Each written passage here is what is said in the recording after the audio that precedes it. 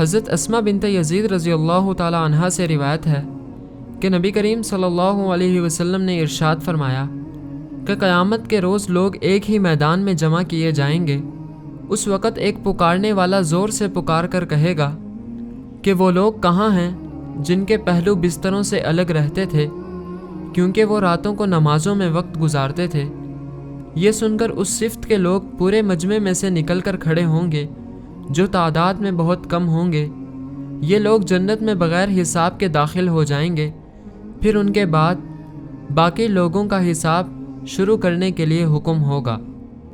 حضرت ابو امامہ رضی اللہ تعالیٰ عنہ فرماتے ہیں کہ نبی کریم صلی اللہ علیہ وسلم نے ارشاد فرمایا، میرے رب نے مجھ سے وعدہ فرمایا ہے کہ تیری امت کے 70,000 بلا حساب کتاب جنت میں داخل ہوں گے جن پر کوئی عذاب نہ ہوگا۔ ہر 1000 کے ساتھ 70,000 ہوں گے جو اسی فضیلت سے نوازے جائیں گے، اور 3 لب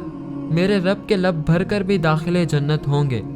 حدیث شفاعت میں ہے کہ سرکار دو عالم صلی اللہ علیہ وسلم نے فرمایا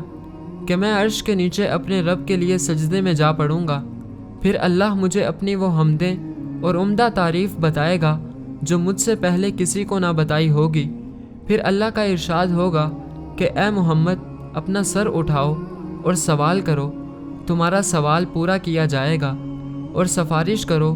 تمہاری سفارش قبول کی جائے گی۔ چنانچہ میں سر اٹھاؤں گا اور یا ربی امتی، یا ربی امتی، یا ربی امتی کہوں گا، لہٰذا مجھ سے کہا جائے گا کہ اے محمد اپنی امت کے ان لوگوں کو جنت کے دروازوں میں سے داہنے دروازے سے جنت میں داخل کر دو جن سے کوئی حساب نہیں ہے۔ پھر آپ نے فرمایا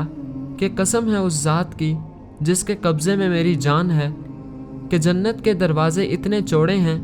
جتنا کہ مکہ اور حجر کے درمیان فاصلہ ہے۔